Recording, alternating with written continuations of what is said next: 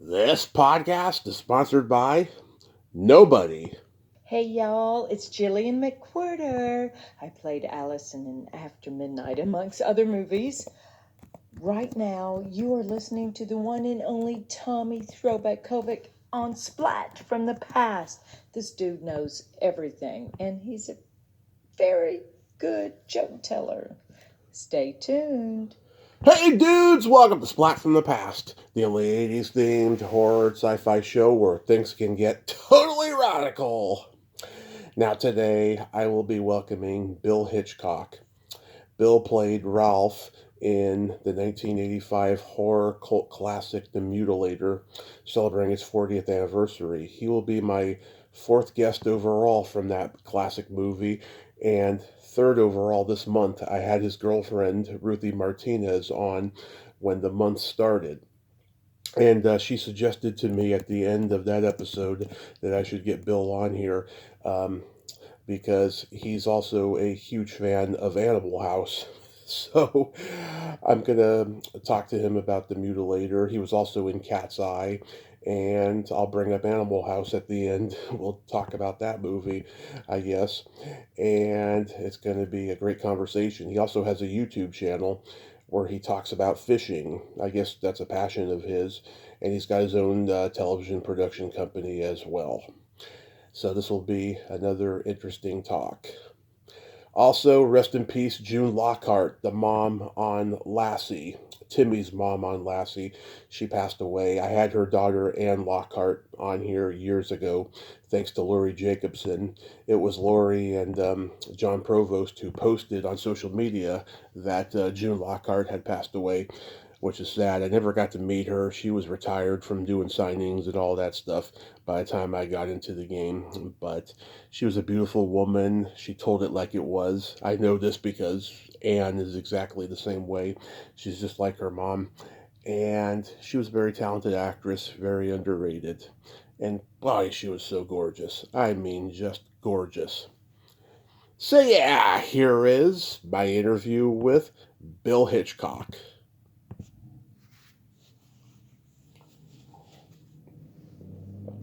This is Bill Hitchcock. Can I help you? Hey, Bill, welcome to the show, sir. How are you today? Doing pretty good. I trust you are too. I am, sir. This is such a great honor. Thank you so much for coming on today. It's my pleasure. I'm going to have fun with it. So, going back in time, did you gravitate toward acting early on in your childhood? Absolutely not. Didn't give a healthy doodah about acting. I had zero interest in it. But with that said, I was drawn into doing magic, and I was really into magic as a kid. And around the age of 12, I started performing professionally doing magic.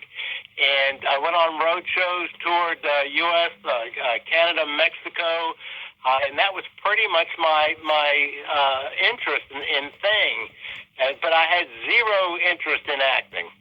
Wow. Oh my God, did you get to open for anybody big in magic?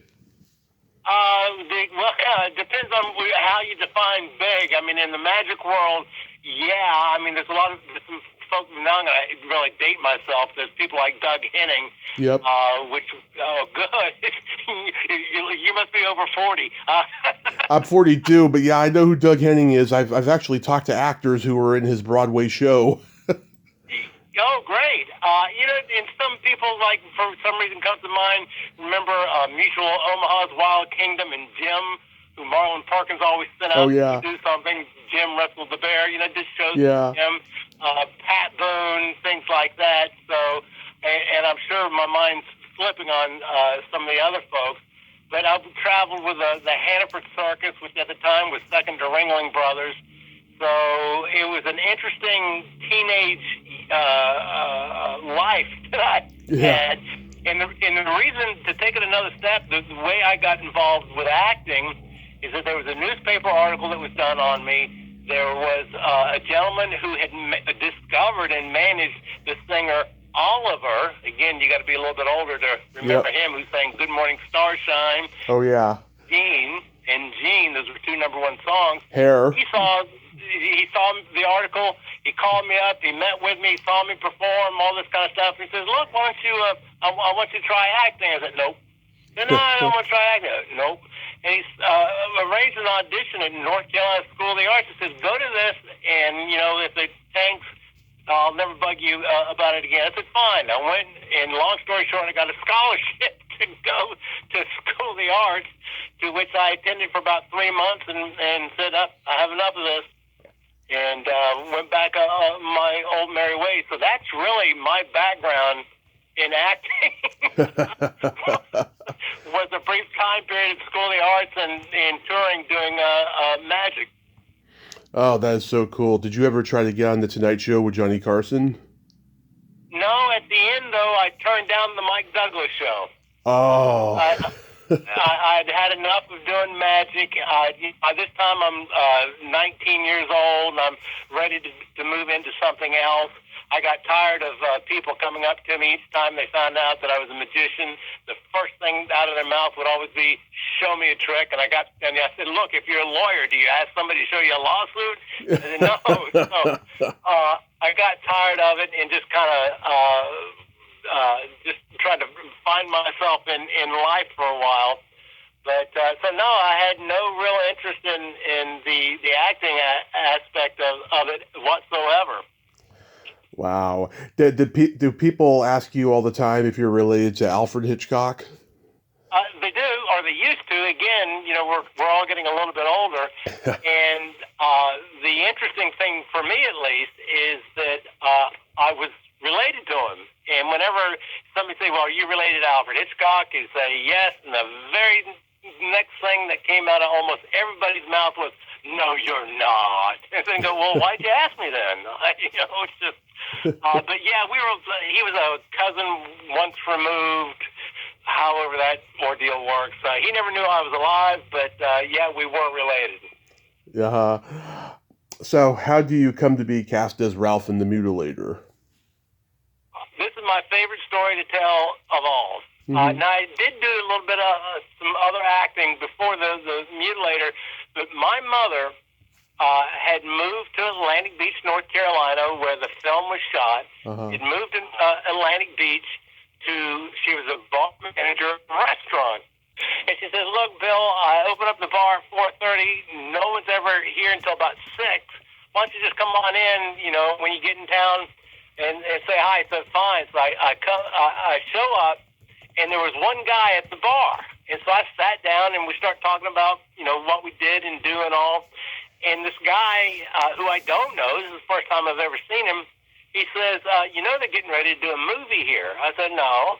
He says, "In fact, the guy who's making the movie, his office is about 60 feet to the right of us from the restaurant I was in." I said, "Really?" So I ordered a beer. I put my beer down, went walking over to Buddy Cooper's offices, introduced myself. Long story short, got an audition. Long story short, got the part. So whenever I'm asked about how I got the part or how to get a part in a movie, I just tell people, drink beer and go visit your mom. That's what I did. Wow. So it was just a weird twist of fate then. Yep. I don't know who that guy was that told me about the movie. I never saw him before. I never saw him after. So truly, just, the dear Lord says, "You two are getting together for this brief moment," and that's what happened. And when you got the script, it was called Fall Break. That is correct. It was called Fall Break, and matter of fact, it was past the script stage when it was being called Fall Break. And the reason why it got changed is that there was another movie that got released right before Fall Break called Spring Break. Yeah. And they wanted to avoid any confusion. Wow. The name got changed to Fall Break. The Mutilator. And in fact, the title track, the music to the Mutilator is "Going on a Fall Break," because it was written for that movie title, but they kept that song in the Mutilator. Yeah. Yeah, that's hilarious. Were you a horror fan at all? I have to be careful saying that because since making Mutilator, and I was also involved in Stephen King's Cat's Eye, Oh, yeah. some other things. Since then, I found that there's this culture, I'll call it. Don't want to call it a cult or a subculture, but this culture of horror fans, and now particularly horror fans of like the 80s and 90s types of movies, which totally blindsided me and, excuse me, Ruthie Martinez as well. Was not aware of that, but I was more of a classic horror fan. Oh, yeah. And I like the Hitchcock movies. I like the suspenseful type movies. I really wasn't too much into gore. Liked a lot of Stephen King type of movies. But to say I was a horror fan, no. Yeah, because my parents are not into all the slasher stuff too. They love the supernatural and all that stuff. I'm like the only one in the family who's really into slasher, so I totally get it. Yeah, but with that said, I got to interject one of the things that has fascinated me about slasher type films. Excuse me, Mm-hmm. is the special effects.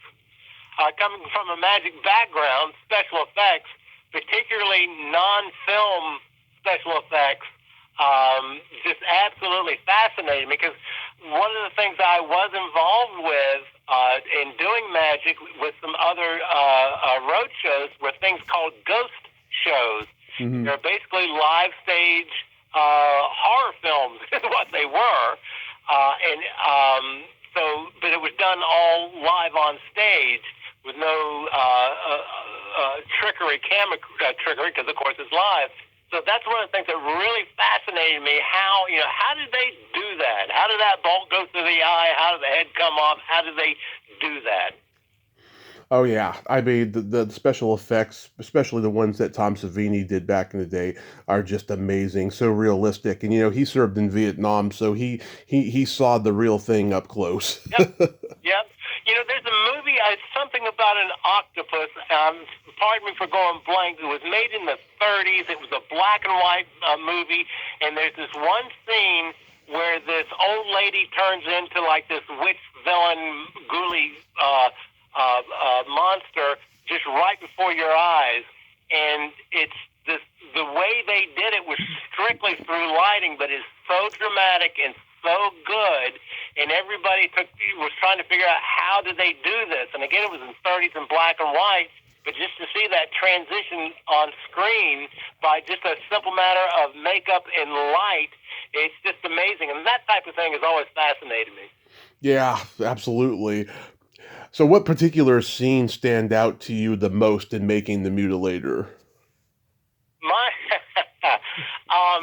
Probably the funniest scene that sticks out in my mind is that towards the very end, when in the Mutilator, when the killer is cut in half and his upper torso is on the ground, and the cop comes walking up, the killer grabs his leg, takes the axe, and cuts his leg off.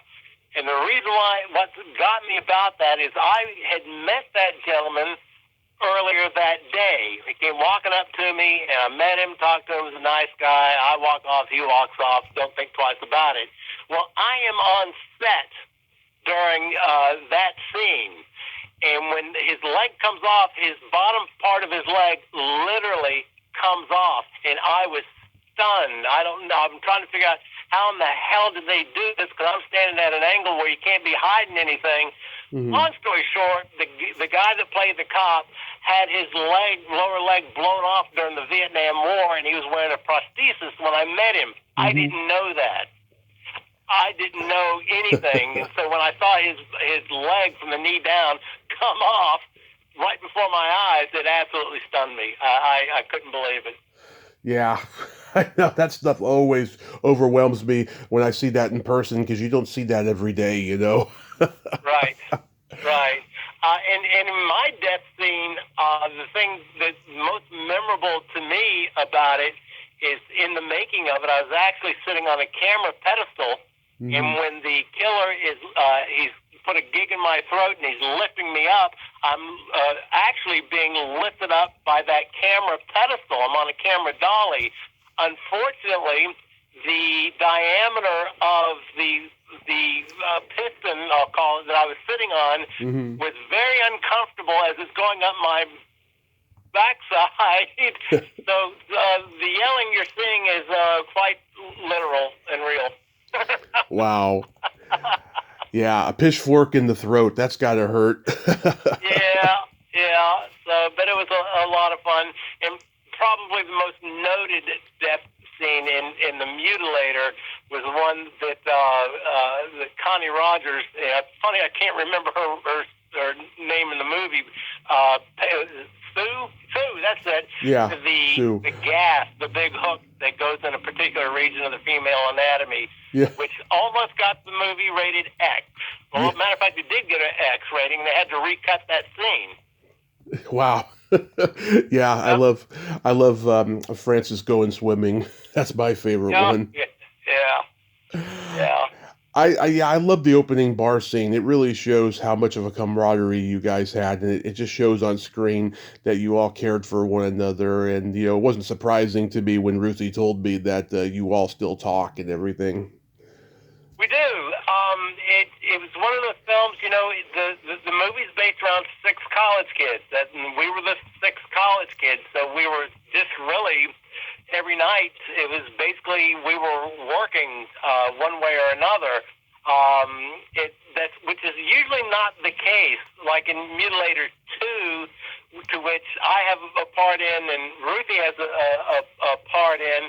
But I had a full-time job. I was property master, so I was there before, during, and after the movie. But Ruthie just came in for a couple of days, leave for a week or two, come in a couple, 3, 4 days, leave for a week or two.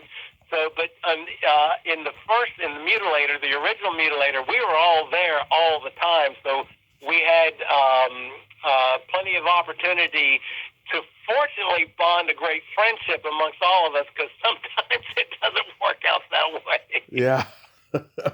I know, and Matt and Francis were both from New York, and it's so interesting how they got cast in this movie when all you guys were locals, Yep, and really I wasn't local. Again, I came down to visit my mom. Just so happened it was in Atlantic Beach, and again, if it wasn't for Mom and beer, I would have never even found out about the movie, because that was not my interest or forte at the time. Yeah. Was everybody getting high and partying when not filming? Don't we want to know? It happens a lot with these low budget slasher movies. Everyone tells me that's what they did. Yeah. Well, no, we had Bible study, and we made bread, and we watched Howdy Doody reruns. That's all we did. Oh my God! If you believe that, boy, do I have some swampland to sell you. Oh my God! Oh, in 2023, you guys did the sequel. How was making that? Well, it was totally. Well, for me personally, it was totally different.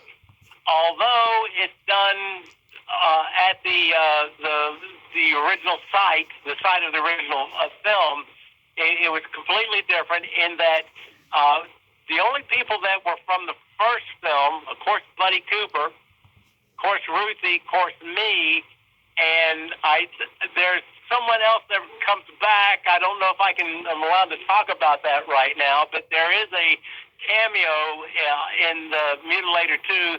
There are a lot of Easter eggs all throughout Mutilator 2, a lot. Nice. And one of the Easter eggs is a cameo by a particular person. Nice. I love cameos. They happen a lot more now than they used to, I'll tell you. Well, one thing I do want to interject, that Terry Kaiser, love that guy. Mutilator 2, he Weekend at Bernie's is what he's most famous for, but during the 70s and 80s, he was one of the hardest working guys in Hollywood, doing all sorts of shows.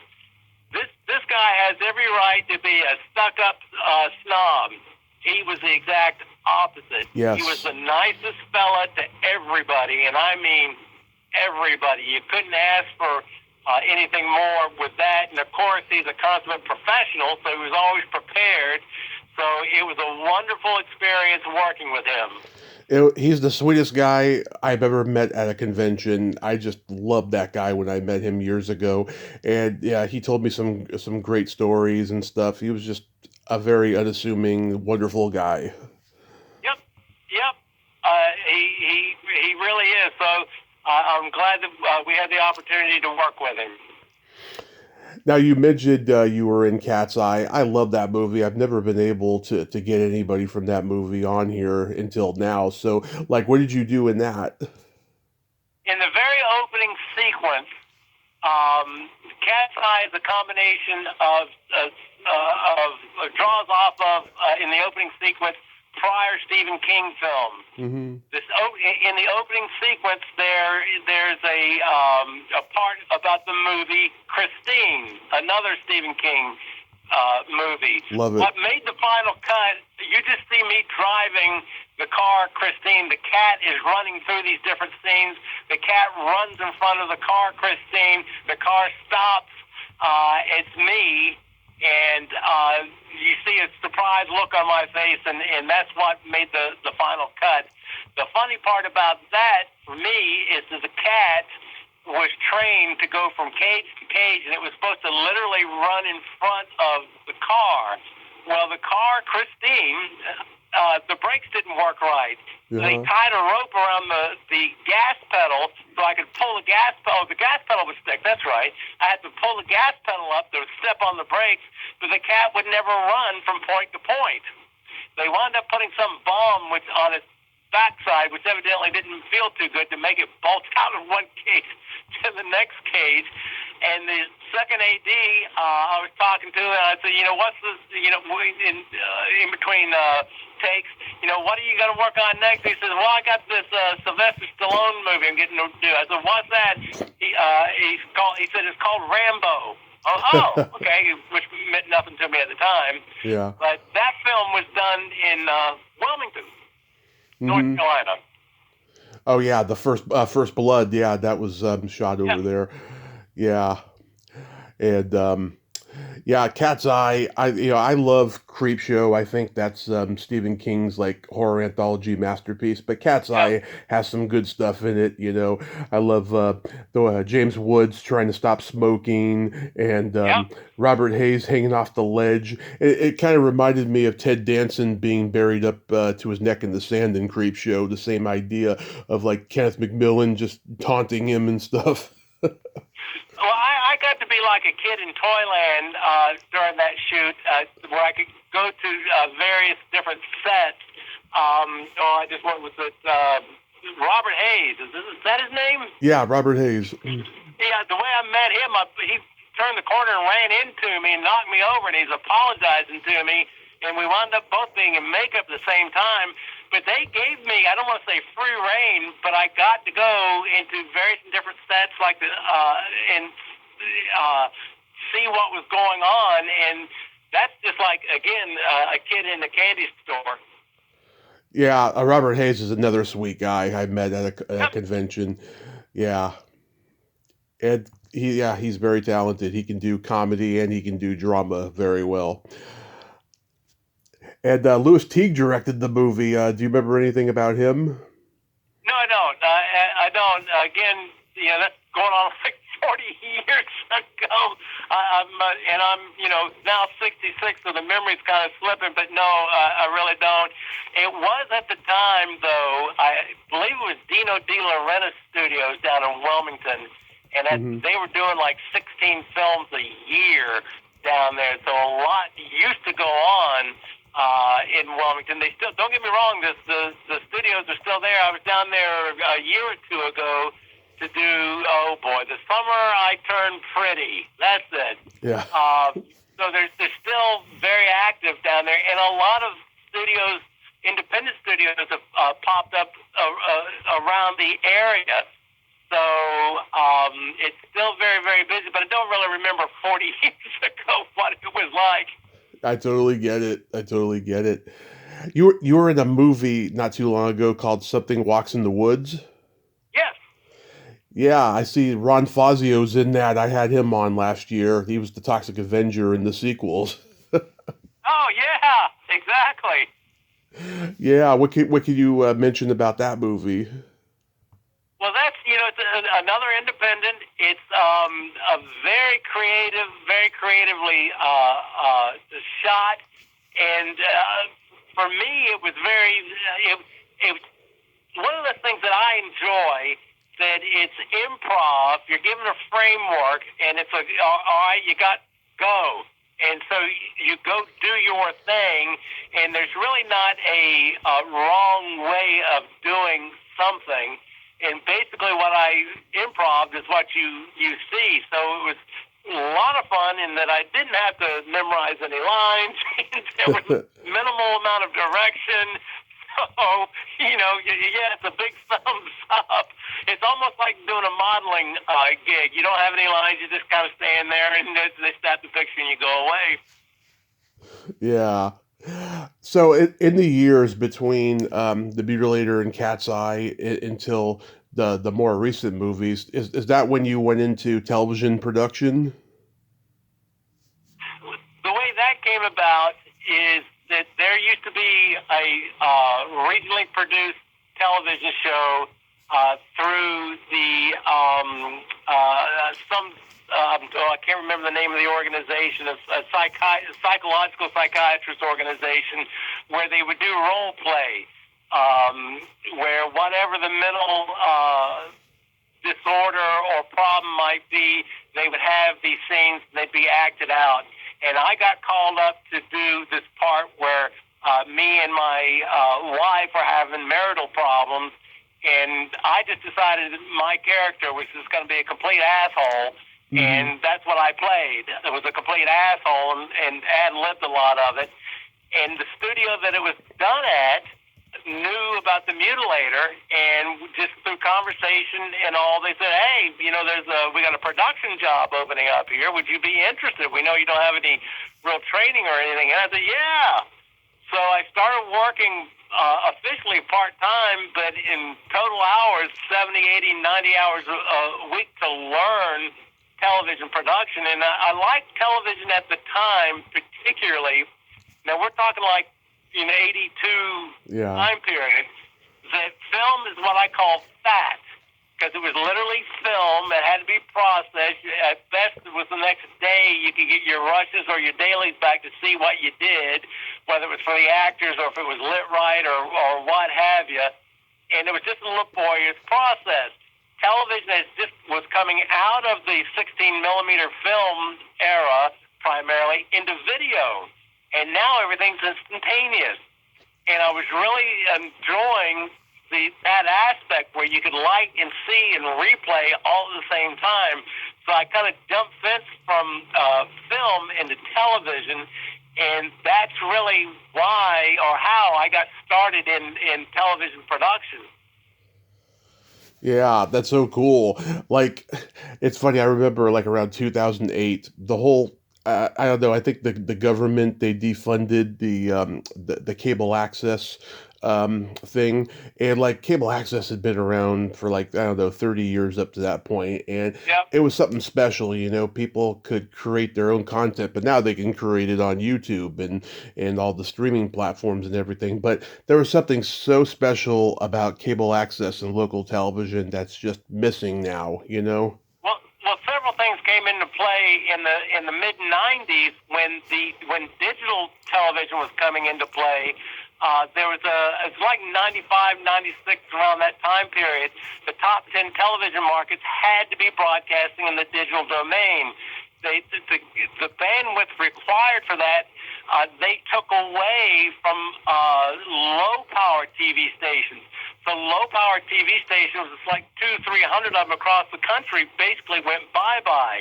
Now to talk about what you just made mention of, there used to be what was called LO channels and LA channels, local origination and local origination in public access, not LAPA channels. And so they started carrying the burden of what the low power TV stations were doing, because they went bye-bye. And it was part of the cable agreement with the local community that, hey, we're going to have this channel. It's going to be dedicated to nothing but your community, or we have a channel that's dedicated to your people can come off the street and do whatever they want to. So that was a magical era in the 80s going into the 90s that by the 90s and into the mid-2000s, as you were talking about, went bye-bye, but YouTube is now here and things like that, which is just taking over everything. And I do want to add that what you can do now for $1,000 or less with your iPhone and your laptop in terms of production, you can do would cost $250,000. So you'd have to have a $250,000 suite to be able to do the same thing 20, 25 years ago. So it's just absolutely phenomenal, the opportunity that we have right now. It certainly is. I saw you have a YouTube channel where you make videos about fishing. Well, I have a YouTube channel, and it's dedicated to the coast of North Carolina, and the only premise is that it has to be saltwater related. So we will do anything from coastal weather to sea surface temperature analysis, atmospheric oceanographic conditions, politics, policy, marine biology, diving, scuba diving, wreck diving, and yes, we do concentrate or cover commercial and recreational fishing. So the only premise is the coast of North Carolina, and it has to be saltwater related. So I used to do a live daily syndicated television program of the exact same nature, which is why the history or the backbone to what I'm doing right now. Yeah, so is that like a lifelong passion of yours, going fishing? Well, again, just saltwater related, the marine environment. Absolutely fascinated with all aspects of it. Again, here in North Carolina at the Point of Hatteras, that's where the Labrador Current and the Gulf Stream meet. The Gulf Stream then goes off over to Europe, and the Labrador Current does a submarine. And so what happens is we get all species of fish from the north and the south of the world coming here. As a consequence, our weather from the north and the south meet right there. So we have all sorts of oddities happening, unique things happening that have just made this one particular environment, the coast of North Carolina, something that's very, very special. And that's what has me fascinated. Not just fishing, it's just anything to do with the saltwater environment. Yeah. I haven't fished in like almost 30 years. Me and my dad, we used to go to this drive-in movie theater that had water where you could go fishing on the other side of it. And we used to go there. I never caught anything big. I never caught like a sea bass. One time I caught a bottom feeder, and that was about it. Yeah, we just were not that good. We were not that lucky at doing it, I'm sure though going fishing on a boat is a lot of fun. It is. And one of the things during my television career is I was a television producer for the U.S. Defense Department. And that's another reason why I set up shop here in East North Carolina, because we have some very large military installations, not only just right here in North Carolina, but a short hop away, say, Norfolk. It's the largest naval installation in the world. So it's another reason why I set up shop here, for things such as that. But it is a fascinating thing. I've done work with, name the channel, like the Discovery Channel, PBS, ESP, all saltwater related things. So again, this is why I set up shop here, for that very reason. Ruthie told me that you're a huge fan of Animal House. Yeah, that pretty much describes my academic career. It really does, and outside of school as well. That's yeah. What happened? You got fired because you quoted the movie? No. It was just particularly I grew up in the Chapel Hill area, which is where the University of North Carolina is. And for your listeners, Duke University is only 7 miles away from University of North Carolina. So I grew up just in the heart of college. So it was, Animal House was something I could relate to. Belushi is definitely someone I could relate to. And although it might seem dated now, that movie came out like in 77, 78. something like that. 78, yeah. Yeah, I'm at that time, I'm like 19 years old, so I was their target market. So yeah, I could definitely relate to that movie. But yeah, my dad, he was born in 57, and he saw the movie 3 times at the drive-in. The first 2 times, he was having quickies with the girl he was with, and then the third time, he went to go see it himself, and he was like, "This is a masterpiece. It's going to be a classic someday."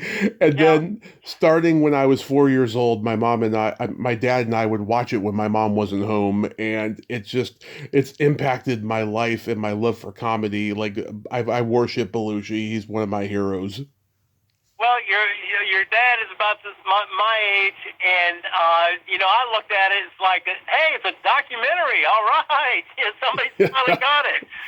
So, and for a lot of cases, it was for a lot of us. But it's a fun movie. It really is. It's tongue in cheek. It's not to be taken serious, particularly in this day and age when people tend to either take things too serious or get offended by misinterpreting something.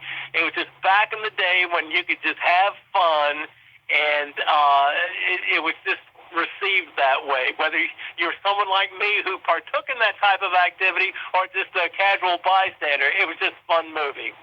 Kind of like Rocky Horror Picture Show. And by the way, that's what I thought was going to happen with Mutilator. The Rocky Horror Picture Show was audience participation. People not only would dress up as characters, but they'd come in with like umbrellas and open them up because when rain was going to happen, they'd throw toast and all sorts of stuff. And I really thought that was what was going to happen with the Mutilator. I thought people were going to dress up as characters, start yelling, "Don't open the door," kind of thing. And that didn't happen, but, a guy can dream. I'm sure it happens in some areas, not all, though. Yeah. I've been very lucky. I've gotten to interview some people from Animal House. I've had Niedermeyer on. He's a great guy, Mark Metcalf. And Super. Eric Roberts' wife, Eliza, she was one of the private school girls that they take to the Black Bar. I've had her on here a couple times. And I got to meet Babs last summer at the Hollywood show in Burbank. Yeah. Great. She had a long, and I do mean long line, that was practically out the door, and it was all guys. There was not one girl in that line. Imagine that. I'm sure everybody had their one little particular scene that was coming to mind. Oh, yes. And, her and I were talking, and, I told her I was 4 when my dad and I started watching it and stuff. And she's like, "Wow, God, I've heard a lot of stories about people being young, but never that young." Well, you made me think of something. I'll never forget after I used to do, like I made mention, I used to do a live daily syndicated show about the coast, television show about the coast of North Carolina. Right. And it was pretty much covered the eastern seaboard. It wasn't a nationally syndicated show. And the show lasted for about 7 years. Mm-hmm. And about 15 years later, there was this particular female that I thought was extremely attractive, and I thought I'd chat her up. And then she goes, "Oh, I know who you are. I used to watch you all the time." I'm like, "Oh, this is great." She said, "Yeah, I was like 4 years old, but I was like, oh, no. So, yeah, crash and burn right there. Yeah. I always say the women who aren't easily offended are the most attractive. Yeah. Yeah, she had like her old Playboy magazine there and everything. It was a fun experience and stuff. I'm sure. Do you have any upcoming convention appearances or any indie films you're going to do? There's one indie film that's in the works. The production has been delayed on it. It's not a horror film. Well, I guess it is, depending on your perspective on things, but it's not a slasher horror film. That I play a ruthless mayor. I'll just put it to you that way. So maybe that'll be a different aspect or element of me that people might not be accustomed to. But that's the only one I have not really pursued. the acting in film. So I don't have many parts that I can talk about, but I do have this one, and I'll be glad to keep you posted when we go into production with it. Awesome. Any convention appearances or anything? No, that's another aspect that I have not really partook in. Unfortunately, there was one that both me and Ruthie were supposed to be in about a month or so ago, and unfortunately, both of us got COVID. Oh So yeah, we she couldn't told go. me. Oh yeah, she told me about that. God, that just has Yeah. to be the worst. It's funny, when I interviewed Francis last year, I had COVID, and I was watching the Mutilator on Tubi doing research, and I gotta say, seeing the movie again, that was the only thing that was great. But the COVID was just awful, and like when you hear the interview, you can hear I'm sick. I mean, my voice is just Yep. cracked. It is just Yeah. awful, And I remember there was a couple questions I forgot to ask. I was embarrassed about later, but yeah, she told me about that. What's the craziest thing anyone has ever asked you to sign? Well, just think. I've heard it all. I've heard like breasts or any kind of body part or anything. Just think, and I'll go. Yep. If it's a body part, there's somebody's asked me to do something with it. So.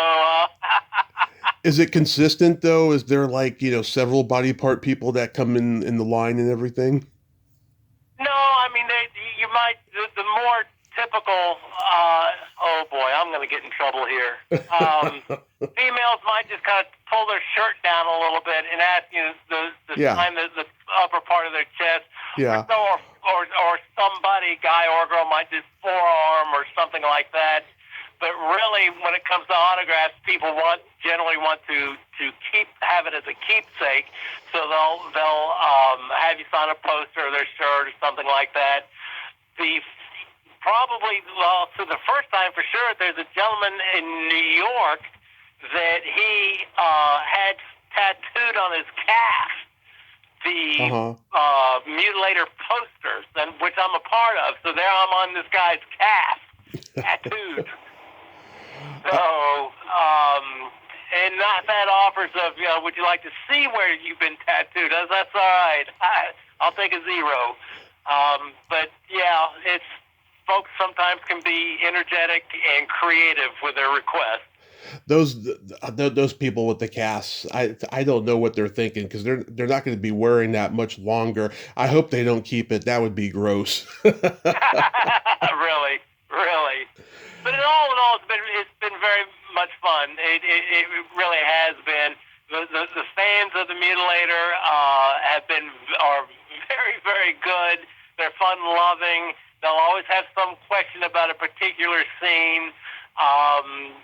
Was that person really a good guy? Like Jack Chatham, the killer. He is the sweetest man on the face of the planet. Yeah. And he's mild-mannered. He's not like, in your face. He's just mild-mannered and sweet as can be. And people ask questions like that. What's that person really like? And that's to be expected. That's to be expected. Yeah, he's like in his 90s now, right? Yeah, he is. He's 97, and if you go walking in the room, now Ruthie visits him frequently, and I think Ruthie saw him just a few months back. I saw him a year or so ago, but when you go walking in the room, you see his eyes light up, he smiles, and it's really a wonderful thing to see him. And it's still hard for me to digest that he's that age. Now, while we were doing the Mutilator, I avoided him off camera because I wanted to maintain this whole image of this horrible killer guy, especially as soon as I found out that he was nothing but a sweetheart. Yeah, that's often the case. Like we said earlier, Terry Kaiser is one of those guys. Yep, that's right. So did you in your wildest dreams ever think you and Ruthie would get back together again? Well, I've had some pretty wild dreams. Where should I go with this? Just joking. No, not at all. Seriously, not at all. I do have you just made me think of another funny story. It was a little over 4 years ago. Ruthie and I, there was a function at the Oceana Motel where the movie was shot, where me and Ruthie had to be at. Ruthie and I went into the pier there, and they had a bar, and we were having a drink, and sitting right beside Ruthie and I was another couple, and we both hear this woman say, you know they shot a movie here. And they start talking about the Mutilator, and the entire time this woman had zero idea. She was 6 inches away from the leading actress of the movie. So, but, for us to get back together after all those years, no, that's a movie in of itself, of that whole story and ordeal. Yeah, and it's also common too. I mean, certain people, they date when they're in high school and then they get back together later in life when they become, widows, or, they go through a divorce or something. It's more common than you think, and it's always just the most beautiful stories, I think.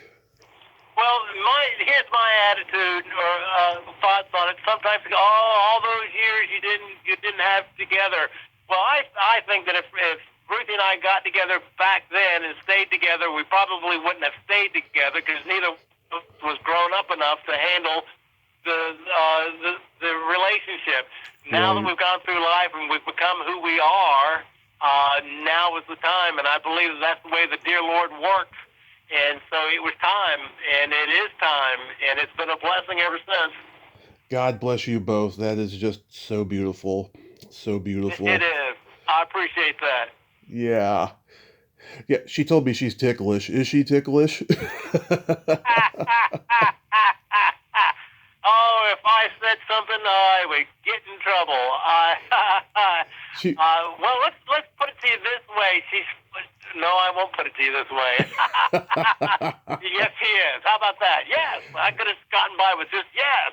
She's got, yes. Yeah, because she's got a great laugh. She's easily amused. Well, I tell you what, listen, what was the most difficult part for me as an actor in Mutilator 2, the very scene that I was in was the very first scene that Ruthie was in, and it starts off with me looking in Ruthie's eyes. Yeah. And of course, as you know, you're in your first position, in your start position, and I'm looking in her eyes, and the cameras are doing this, and the lights, the grip's doing this, and the audio's doing that, and I'm just looking in her eyes, and I'm looking in her eyes, and I can't do it. I mean, I'm so madly in love with her, I can't just look at her. And there she is, the professional actress that she is. She's dead on target looking at me, and I keep looking off to this side and that side. And I think I had two words, was the line I'm supposed to say, and I messed it up because I just got so carried away just looking at her. Oh, I love that. I love that. Yeah. Next time I see that scene, I'll know it. Yep. Oh yeah, it's like take 97 because I was just having a hard time to looking at her, and shortly after that, I mean, that was it. The party's over. Bill, thank you so much for coming on today. I hope you and Ruthie have a happy holiday season. I hope I get to meet you two at a con someday, and you have yourself a great rest of your day, and be safe out there. Thank you very much. It's been a great pleasure. Thank you for the opportunity. Can't wait to hear it, and I hope your fans enjoy it. My pleasure, sir. Okay. All right. Take care. Take care. Bye-bye. Well, there you have it. Bill Hitchcock, ain't he a cool dude? Oh my God, that was a great conversation. I loved his energy. Ruthie is a lucky gal. He's a great guy, and I'm so glad they got back together again later in life. And God, California conventions are so cheap, but I hope that they have a Mutilator reunion at some con in the future. Come on, people, fly these people out there. Don't just fly out the icons, fly out the people that we consider icons as well. Well, until next time, this is Tommy Throwback Kovac saying, there's no shame in living in the past because the present sucks. Later, dudes.